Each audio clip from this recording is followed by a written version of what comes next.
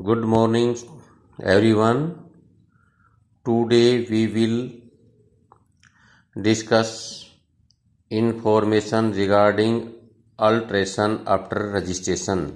क्या कह रहे हैं बेटा कि information regarding alteration after registration, registration हो जाने के पश्चात परिवर्तनों की सूचना जो है इसके बारे में आज हम डिस्कस करेंगे। देखिए, after the firm has been registered, यानी कि फर्म का रजिस्ट्रेशन हो जाने के बाद information about the following change as required by Indian partnership act, साझेदारी अधिनियम के अनुसार निम्नलिखित परिवर्तनों की जो सूचना जो है कह रहा कि should be convey to the registrar within 14 days, यानी कि निम्नलिखित जो परिवर्तनों की सूचना 14 दिन के अंदर जो है रजिस्ट्रार जो है उसके पास भेजनी पड़ती है।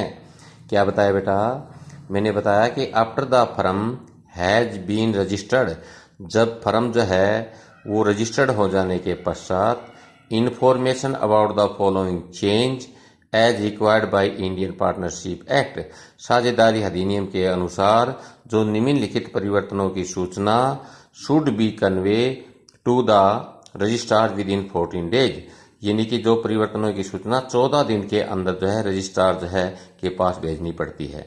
Number 1, when the name of the firm और मेन बिजनेस इज करा की चेंज। क्या करे बेटा? When the name of the firm और मेन बिजनेस इज चेंज, करा कि जब फर्म के नाम अथवा मुख्य व्यवसाय में परिवर्तन किया गया हो।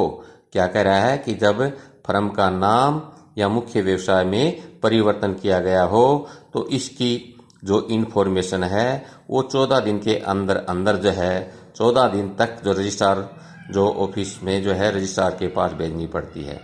When there is a change in the name और परमानेंट एड्रेस ऑफ पार्टनर, जब कह रहा है कि फर्म के साझेदारों के नाम अथवा उनके स्थायी पते में परिवर्तन किया गया हो, यानी कि किसी भी साझेदार का नाम या उसके परमानेंट एड्रेस में जो चेंजिंग की गई है तो कह रहा है कि इसकी भी इंफॉर्मेशन जो है 14 डेज तक के अंदर जो है रजिस्ट्रार ऑफिस जो है उसमें रजिस्ट्रार के पास भेजनी पड़ती है।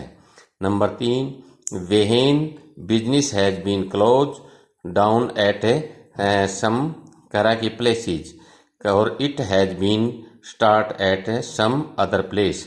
क्या कह रहा है बेटा? जब किसी एक स्थान पर व्यवसाय बंद कर दिया गया हो और अथवा किसी दूसरे स्थान पर व्यवसाय जो है वो शुरू कर दिया गया हो तो इसकी इंफॉर्मेशन भी हमें भेजनी होती है।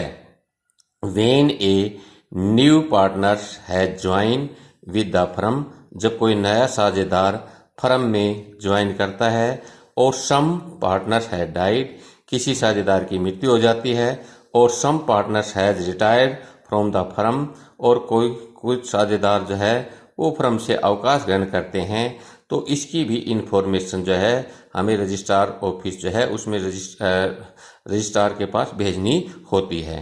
The information about a minor partner करा कि becoming an adult and has been be admitted to the firm as a partner और नोट। क्या कह रहा है बेटा? जब कह रहा है कि फर्म में जो माइनर जो है वो अडल्ट में परिवर्तन हो जाता है तो उसके बाद जो है क्या ये फर्म में साझे पार्टनर्स जो है वो रहना चाहेगा या नहीं रहना चाहेगा, इस प्रकार की इंफॉर्मेशन भी हमें रजिस्ट्रार जो ऑफिसर जो है उसके पास 14 डेज के अंदर अंदर जो है वो भेजनी होती है। नेक्स्ट जो है कह रहा है कि हमारा टॉपिक जो है इफेक्ट ऑफ, क्या कह रहा है बेटा? Effect of non registration. हमने कहा कि पार्टनरशिप जो फर्म है इसका रजिस्ट्रेशन कंपलसरी नहीं है, परंतु यदि इसको रजिस्टर्ड करवाते हैं तो इसके बेनिफिट होते हैं।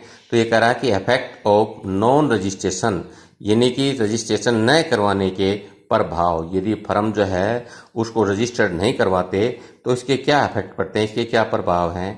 If the partnership firm is not registered, it has to remain deprived of the following advantages। क्या कह रहा है, यदि साझेदारी फर्म रजिस्टर्ड न करवाया जाए तो उसे निम्नलिखित लाभों से वंचित रहना पड़ता है। क्या कह रहा है बेटा, if the partnership firm is not registered, यदि साझेदारी फर्म को रजिस्टर्ड नहीं करवाया जाता है तो कह रहा है it has to remain deprived of the following advantages. तो कह रहा है कि इसको उसे निम्नलिखित लाभों से वंचित रहना पड़ता है।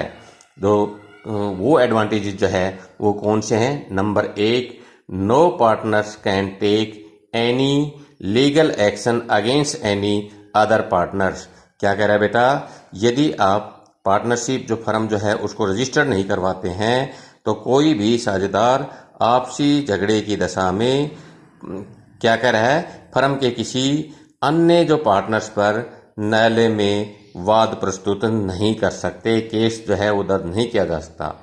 No partners can take any legal action, कोई भी साझेदार जो है कानूनी कार्रवाई नहीं कर सकता अगेंस्ट एनी अदर पार्टनर्स, दूसरे पार्टनर्स के अगेंस्ट। यदि फ्यूचर्स में कोई डिस्प्यूट हो जाता है तो कह रहा है कि कोई भी एक जो पार्टनर्स जो है वो दूसरे पार्टनर्स के अगेंस्ट जो है कोर्ट में फाइल शूट नहीं कर सकते। Number 2, no partner can initiate proceeding against the firm in order to get his right.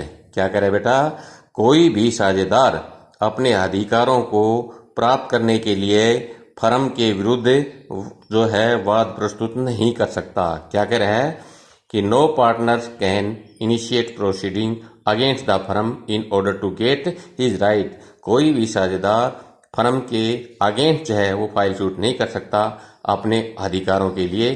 कब, यदि फर्म जो है वो रजिस्टर्ड नहीं है।